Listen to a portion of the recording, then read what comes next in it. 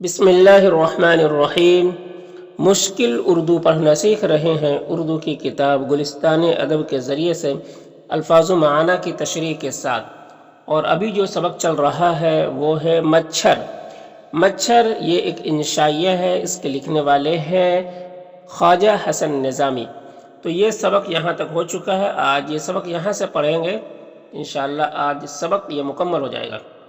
تو دیکھیں، اور تم تو ناحق بگڑتے ہو، اور تم تو ناحق بگڑتے ہو، ناحق یعنی خواہ مخواہ، اور تم تو ناحق بگڑتے ہو اور خواہ مخواہ اپنا دشمن تصور کیے لیتے ہو، اور خواہ مخواہ اپنا دشمن تصور کیے لیتے ہو۔ تصور یعنی سمجھ لیتے ہو۔ مچھر کہہ رہا ہے انسانوں کو کہ خواہ مخواہ تم ہم سے بگڑتے ہو، میرے کاٹنے پر تم خواہ مخواہ مجھ سے دشمنی کرتے ہو اور اپنا دشمن سمجھتے ہو، حالانکہ ایسا نہیں ہے۔ یہ مچھر کہہ رہا ہے، دیکھو، اور تم تو ناحق بگڑتے ہو اور خواہ مخواہ اپنا دشمن تصور کیے لیتے ہو۔ میں تمہارا مخالف نہیں ہوں، میں تمہارا مخالف یعنی دشمن نہیں ہوں۔ اگر تم کو یقین نہ آئے تو اپنے کسی شب بیدار صوفی بھائی سے دریافت کر لو۔ اگر تم کو یقین نہ آئے تو اپنے کسی شب بیدار کہتے ہیں رات کو جاگنے والے، صوفی یعنی اللہ والے، بزرگان دین، بزرگ جو رات بھر جگ کر اللہ کی عبادت کرتے ہیں، اللہ کی عبادتوں میں پوری رات کو گزارتے ہیں، ان بزرگان دین کو کہتے ہیں۔ تو کسی شب بیدار صوفی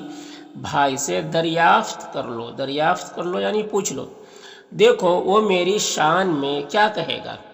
دیکھو وہ میری شان میں کیا کہے گا، میری شان یعنی میرے بارے میں کیا کہے گا۔ کل ایک شاہ صاحب عالم ذوق میں اپنے کل ایک شاہ صاحب سے مراد یہی ہے بزرگ، ٹھیک ہے، ایک عالم دین، بزرگان دین۔ کل ایک شاہ صاحب عالم ذوق یعنی ایک مزاحیہ موڈ میں، ٹھیک ہے، یہ سمجھ لو، عالم ذوق یعنی مزاحیہ انداز میں، مزاحیہ موڈ میں تھے، تو انہوں نے ایک بات کہی۔ کل ایک شاہ صاحب عالم ذوق میں اپنے ایک مرید سے فرما رہے تھے۔ مرید کہتے ہیں جو شیخ کے ہاتھوں پہ بیعت کیے ہوئے ہوتے ہیں کہ جو آپ کہیں گے میں وہ کہوں گا،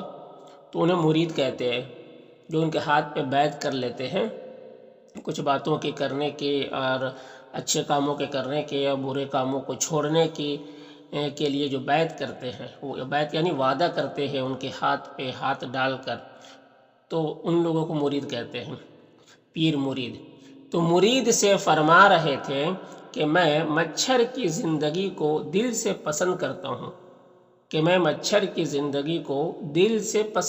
ہوں، دن بھر بیچارہ خلوت خانہ میں رہتا ہے، خلوت خانہ یعنی تنہائی میں رہتا ہے۔ رات کو جو خدا کی یاد کا وقت ہے باہر نکلتا ہے، اور پھر تمام شب تسبیح و تقدیس کے ترانے گایا کرتا ہے۔ باہر نکلتا ہے اور پھر تمام شب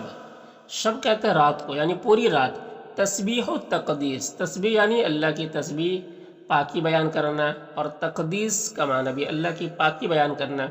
یعنی تو اللہ کی تسبیح کرتے ہیں، ذکر و اذکار کرتے ہیں کہ ترانے گایا کرتا ہے، سبحان اللہ، الحمدللہ، اس طریقے کے، اور پھر تمام شب تسبیح و تقدیس کے ترانے گایا کرتا ہے۔ آدمی غفلت میں پڑے سوتے ہیں تو اس کو ان پر غصہ آتا ہے، چاہتا ہے کہ یہ بھی بیدار ہو کر اپنے مالک کے دیے ہوئے اس سہانے خاموش وقت کی قدر کرے، چاہتا ہے کہ یہ بھی بیدار یعنی جاگ کر، اٹھ کر اپنے مالک کے دیے ہوئے، اپنے مالک یعنی اللہ کے دیے ہوئے اس سہانے خاموش وقت، رات کا وقت جو بہت ہی سہانا ہوتا ہے، بہت ہی اچھا ہوتا ہے، بہت ہی خاموش، یعنی کوئی ایک دم سنسان، اس وقت کوئی چیمی گوئیاں، ہلا گلا، شور شرابہ نہیں ہوتا۔ تو کرے اس سہانے خاموش وقت کی قدر کرے، اس کو ویلو دے، اور حمد و شکر کے گیت گائے، اور حمد و شکر، اللہ کی تعریف اور اللہ کا شکر کے گیت گائے، اس کے ترانے گائے، اس کے گیت گائے، اور حمد و شکر کے گیت گائے۔ اس لیے پہلے ان کے کان میں جا کر کہتا ہے، اٹھو میاں اٹھو، جاگو، جاگنے کا وقت ہے۔ اٹھو میاں اٹھو، جاگو، جاگنے کا وقت ہے۔ سونے کا اور ہمیشہ سونے کا وقت ابھی نہیں آیا، سونے کا اور ہمیشہ سونے کا وقت ابھی نہیں آیا۔ جب آئے گا تو بے فکر ہو کر سونا، جب آئے گا تو بے فکر ہو کر سونا۔ اب تو ہوشیار رہنے اور کچھ کام کرنے کا موقع ہے، اب تو ہوشیار رہنے اور کچھ کام کرنے کا موقع ہے، مگر انسان اس سریلی نصیحت کی پرواہ نہیں کرتا، مگر انسان اس سریلی نصیحت، مچھر جو بھن بھن کرتا ہے اس کو کہہ رہے ہیں، اس سریلی نصیحت کی پرواہ نہیں کرتا، اور سوتا رہتا ہے، تو مجبور ہو کر غصہ میں آ جاتا ہے، کون آ جاتا ہے؟ مچھر، اور اس کے چہرے اور ہاتھ پاؤں پر ڈنک مارتا ہے، پر واہ رے انسان، آنکھیں بند کیے ہوئے ہاتھ پاؤں مارتا ہے، اور بے ہوشی میں بدن کو کھجا کر پھر سو جاتا ہے، اور جب دن کو بیدار ہوتا ہے تو بیچارے مچھر کو سلواتے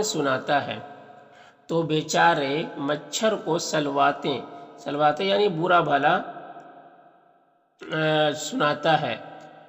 کہ رات بھر سونے نہیں دیا۔ کوئی اس دروغ گو یعنی جھوٹے سے پوچھے کہ جناب عالی کئی سیکنڈ جاگے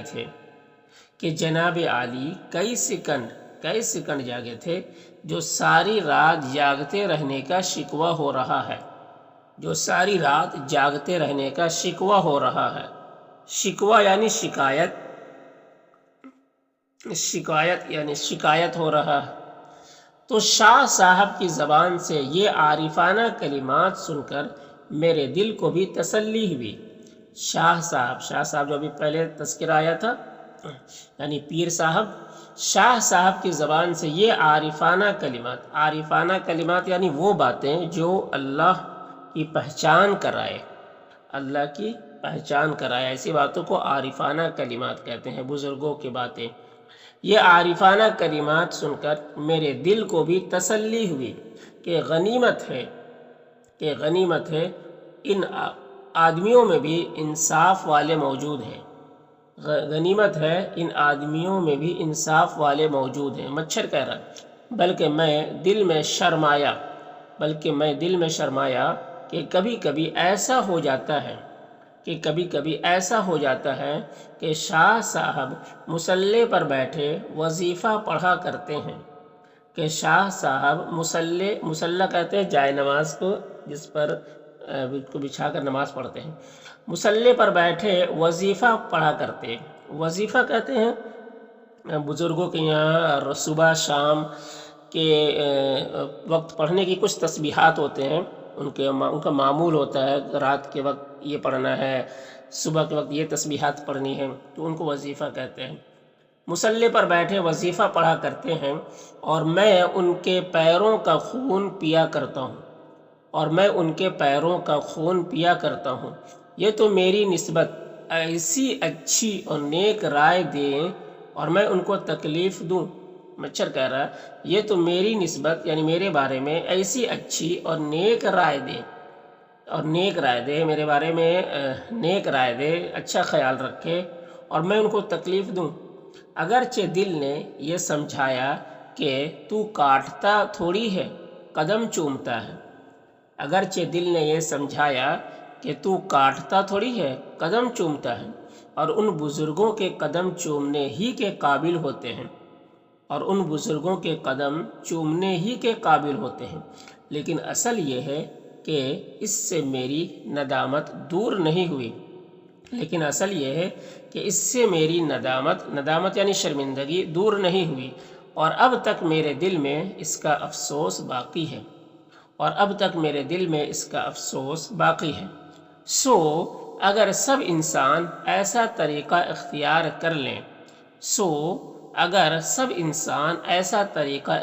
کر لیں جیسا کہ صوفی صاحب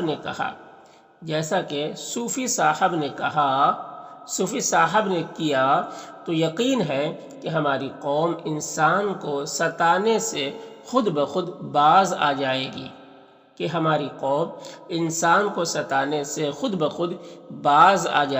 رک جائے گی، ورنہ یاد رہے کہ میرا نام مچھر ہے، لطف سے جینے نہ دوں گا، خواجہ حسن نظامی۔